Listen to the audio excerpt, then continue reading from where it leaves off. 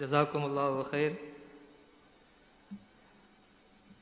விருது கொடுப்பதற்காக வேண்டி வருகை தந்திருக்கிற ஷேகுனா அவர்கள் அவங்க பயணப்பட வேண்டிய ஒரு சூழல் இருக்கிற காரணத்தினாலே பேசக்கூடிய ஆலிம் பெருமக்களுக்கு நாம் குறைஞ்ச நேரமே நம்ம கொடுக்க வேண்டிய ஒரு நிர்பந்தத்தில் இருக்கிறோம்.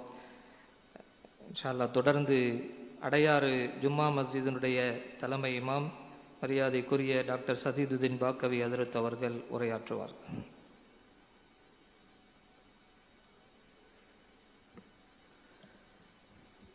نحمده ونصلي على رسوله الكريم أما بعد. أعوذ بالله من الشيطان الرجيم. بسم الله الرحمن الرحيم. ولو ردوه إلى الرسول وإلى أولي الأمر منهم لعلمه الذين يستنبطونه منهم. صدق الله العظيم. அளவற்ற அருளாளனும் நிகரற்ற அன்புடையோனுமாகிய எல்லாம் வல்ல அல்லாஹுவின் பெயரால் துவங்குகிறேன்.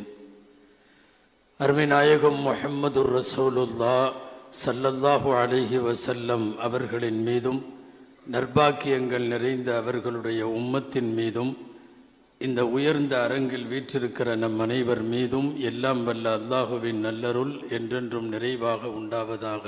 ஆமீன். விருது பெற இருக்கிற சங்கைக்குரிய தலைமை காசி ஹசரத் கபிலா தாமத் பரக்காத்துவும், விருது வழங்க இருக்கிற கிராண்ட் முஃப்தி சுல்தானுல் உலமா ஹசரத் கபிலா தாமத் பரக்காத்துவும், மேடையில் வீற்றிருக்கக்கூடிய மாநில மாவட்ட வட்டார ஜமாத்துல் உலமா சபை சார்ந்த மாண்பார்ந்த தலைவர் முதல் அனைத்து உலமாக்கள், உரையாற்றி சென்றவர்கள், வருகை தந்திருப்பவர்கள் அத்தனை பேருக்கும் சுருக்கமாய் முடித்துக் கொள்கிறேன். அனைவருக்கும் அஸ்ஸலாமு அலைக்கும் வரஹ்மத்துல்லாஹி வபரகாத்துஹ்.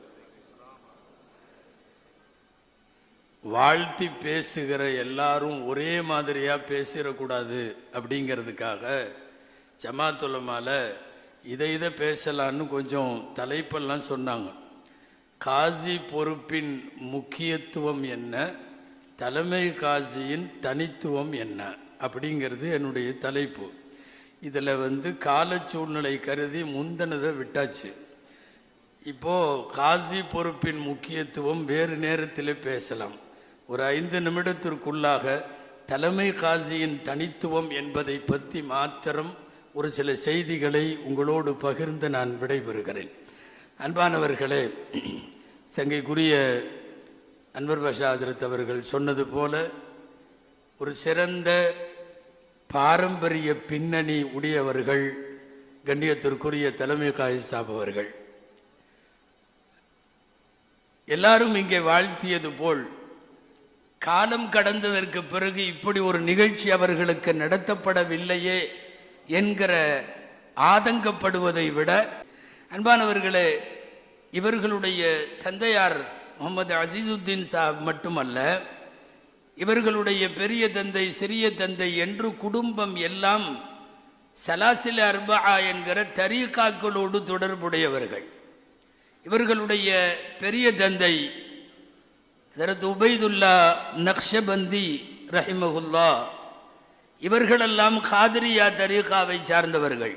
இவர்கள் குடும்பத்தில் நிறைய பேர் நக்ஷபந்தியா தரீகாவை சார்ந்தவர்கள். பாரம்பரியமாகவே அஹ்லு சுன்னாவை தூக்கி பிடிக்கிற, பாதுகாக்கிற, போற்றுவதற்குரிய ஒரு பண்பாட்டு செழுமையும் பாரம்பரிய சிறப்பும் உள்ள குடும்பம் காதி சாஹிப் அவர்களுடைய குடும்பம். அவர்களுக்கென்று சில நேர்மைகள் இருக்கிறது. நீங்கள் நிக்கா மஜ்லிஸில் பார்த்திருக்கலாம். நான் நினைக்கிறேன் ஆயிரக்கணக்கான நிக்காகுவை நடத்தி வைத்திருப்பார்கள் கண்ணியத்திற்குரிய காசி சாஹிப் அவர்கள். எல்லா சபையிலையும் நிக்காக முடிகிற போது அவர்களுடைய சுன்னத்து வல் ஜமாஅத்தின் அடையாளம் தனியாக வெளிப்படும். நிக்கா வரையும் சவுண்டு ஒரே மாதிரி இருக்கும். நிக்கா முடிகிறப்போ தரூத் ஷரீஃப் படிக்க சொல்லி எல்லாரையும் வலியுறுத்துவார்கள். இன்னல்லாஹ வ மலாயிகத்தஹு என்று தொடங்கி உயர்ந்த சப்தத்தில் எல்லாரையும் சலவாத்து சொல்ல வைத்து விட்டுத்தான் நிக்காகுவை முடிப்பார்கள். நிக்காகில் என்ன பயான் பேசணும்? கணவனை பற்றி, மனைவியை பற்றி, இதை தானே பேசணும். ஆனால் ஏகப்பட்ட நிக்காகுவில் அநேகமாக நாங்கள் கலந்து கொண்ட காசியார் அவர்களோடு இருந்த உலமாக்களுக்கு தெரியும், நூற்றுக்கணக்கான நிக்காக்களில் நிக்காகுடைய பயானை விட சலவாத்து அதிகம் ஓதனும் என்கிற பயானை தான் எல்லா நிக்காகுலையும் பேசுவார்கள் காஜி சாப் அவர்கள். ஹசரத் அவர்கள், ஜமாலி ஹசரத் அவர்கள் சொன்னது போல நேற்று முளைத்த இந்த காளான்களுடைய எதிர்ப்பு நிறைய வருஷம் இருக்கும். இன்னைக்கு வரைக்கும் அவர்களுடைய அரிப்பு அதிகம். காரணம் என்னன்னா, பெற தெரிஞ்சிருச்சுன்னு மட்டும் போட மாட்டாங்க, கூடவே சுன்னத்து வல் ஜமாத்து சார்ந்தே அந்த பிறை அறிவிப்பு இருக்கும். ரபியுல் அவ்வல் பிறை தெரிந்து விட்டதுன்னு சொல்லும் போதே பார்வின் மீளாது இத்தனாவது நாள்னு எழுதுவாங்க. ரபியுல் ஆஹிர் பிறை பெருந்திருச்சுன்னு எழுதும் போது வெறும் அதை மட்டும் எழுத மாட்டாங்க. கியார்வின் ஷரீஃப் 11வது மொஹிதீன் அப்துல் காதர் ஜீலானியுடைய நினைவு இப்போன்னு எழுதுவாங்க. ஷாபான் பிறை தெரிந்ததுன்னு சொல்றது தான் காசியோட வேலை. ஆனால் ஷபேபராத் இரவு எப்போன்னு எழுதுவாங்க. ரஜபு பிறை தெரிந்தது என்கிற பட்டியலில் மேராஜ் எப்போன்னு எழுதுவாங்க. பேசுகிற அறிவிக்கிற எல்லா இடமுமே சுன்னத்து வல் ஜமாத்து சார்ந்தே வரும். பராத்து இத்தனாம் தேதின்னு அறிவிச்ச காசிய அந்த பசங்க ஏத்துக்க மாட்டாங்க இல்லையா? மேராஜ் இப்போ, கியார்வின் இப்போ, பார்வின் இப்போன்னு சொல்றவங்களை யார் ஏத்துக்குவா?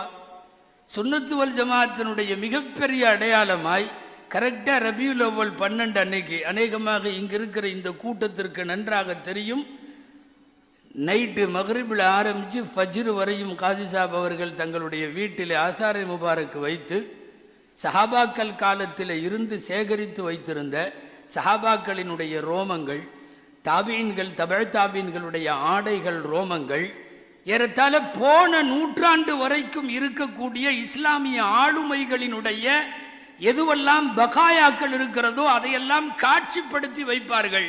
இந்த கண்காட்சி தான் தமிழக வகாபிகளுக்கு பெரிய அலர்ஜி. அந்த அலர்ஜியை இந்த வயசுலையும் இன்னைக்கு வரைக்கும் கொடுத்துக்கிட்டே தான் இருக்கிறாங்க. இவர்கள் எழுதிய அரபு நூல்களில் அநேகமாய் ராயாத்து தரீகா, ராயாத்த தரீகா, தரீகாக்களுடைய கொடிகளை பற்றி கிதாப் எழுதியிருக்கிறார்கள். காதிரியா தரீகாவுடையது பச்சை கொடி, ரிஃபாயி தரீகாவுடையது இந்த கொடி. அதாவது யாராவது ஒருத்தர் கொடிக்கெல்லாம் கலர் சொல்லி கிதாப் எழுதுனா அவர்களுக்கு வகாபிகளுக்கு எப்படி பிடிக்கும்?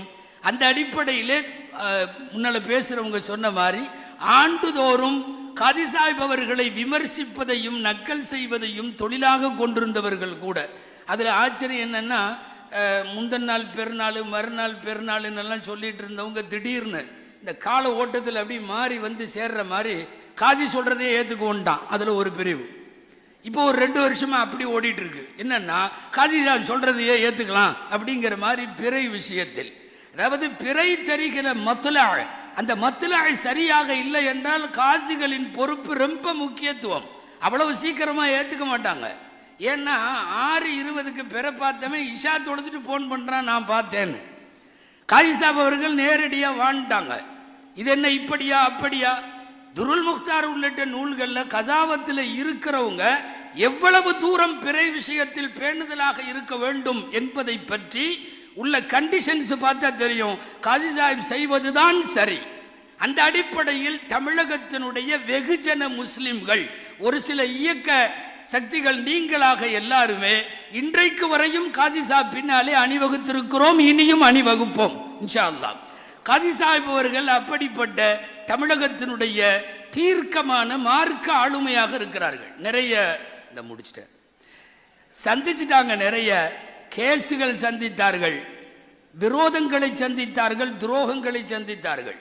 உங்களுக்கு தெரியும், சென்னையினுடைய முன்னாள் எம்எல்ஏ, முன்னாள் வக்ஃப் வாரிய தலைவர் ஒரு பெண்மணி காதி சாஹிப் கொடுத்த தலாக்கு தீர்ப்புகள் செல்லாது என்று நீதிமன்றம் இடைக்கால உத்தரவிட வேண்டும் என்று ஹைகோர்ட்டிலே வழக்கு தொடரப்பட்டு, இனிமேல் அப்படி தலாக்கு சர்டிபிகேட் காசிகள் கொடுக்க முடியாது என்று உயர்நீதிமன்றத்தில் வழக்கு வந்த போது, அதுவும் 1880 காசிகளினுடைய காசி ஆக்டை காரணம் காட்டி ஒரு இடைக்கால தடை பெற்ற போது எவ்வளவு பெரிய மன உளைச்சலுக்கு ஆளானார்கள் என்பதும், அதனால் சமுதாயத்திற்கு இன்றைக்கு வரையும் ஏற்பட்டிருக்கிற பாதிப்புகளும் தமிழ் முஸ்லிம் சமுதாயம் வக்ஃப் சம்பந்தப்பட்ட நிறைய பேர் இருக்கிற இந்த சபையில் சொல்லுகிறேன், ஆலிம்கள் இல்லாமல் வக்ஃப் போர்டு மெம்பர் அமைத்து கொண்டிருப்பது என்பது அவ்வளவு நீண்ட காலத்திற்கு அழகல்ல. காஜி சாஹிப்பை எடுத்துவிட்டு கட்சி சார்ந்தவர்களும் அமைப்பு சார்ந்தவர்களும் எல்லாம் இன்றைக்கு வக்ஃப் போர்டிலே மெம்பராக இருக்கிறார்கள். ஆனால் நன்கு சட்டம் படித்த காஜி சாஹிப் வெளியிலே இருக்கிறார்கள். அதுவும் எப்படி தெரியுமா? நாம் எல்லாரும் ராஜினாமா பண்ணிடுவோம், எல்லாருமே கையெழுத்து போட்டு ஒன்றா போயிடலாம், நீங்களும் போடுங்க என்று சொல்லி, நீங்கள் ஏன் கையெழுத்து போட்டீங்கன்னு சொல்லி நாங்கள் காஜி சாஹிப்பிடத்தில் கேட்டோம். வக்ஃப் போர்டில் இருந்து ராஜினாமா ஏன் போட்டீர்கள்? எல்லாரும் போகிற மாதிரி போகலான்னு போயிட்டு எல்லாரும் உட்காந்துட்டாங்க காஜி சாஹிப்பை தவிர. அந்த அடிப்படையில் ஒரு நீக்கம், அது ஒரு தவறான முன்னுதாரணம். தமிழ்நாடு அரசினுடைய தலைமை காசி என்பவர்கள் வக்ஃப் வாரியத்தில் இடம் பெற வேண்டும். இது சம்பந்தப்பட்டவர்கள் அதை முயற்சிக்க வேண்டும். இப்போதும் காலம் கடக்கவில்லை. மீண்டும் அவர்களை கௌரவ உறுப்பினராவது வைத்துக் கொண்டுதான் மார்க்க சட்டங்களை பேச வேண்டும் என்பதை நான் இந்த சபையின் வழியாக சம்பந்தப்பட்டவர்களுக்கு சொல்லிக் கொள்ளுகிறேன். சொல்லிக்கொண்டே போகலாம். நான் எடுத்து வந்த குறிப்புகளும் உண்டு. காலத்தின் அருமை கருதி இரண்டு பெருமக்களினுடைய உடல்நிலை கால சூழ்நிலையை கருத்தில் கொண்டு இத்தோடு நிறைவு செய்கிறேன். வாய்ப்புக்கு நன்றி. வாஹிர் தஅவானா அல்ஹம்துலில்லாஹி ரப்பில் ஆலமீன். அஸ்ஸலாமு அலைக்கும் வரஹ்மத்துல்லாஹி வபரகாத்துஹு.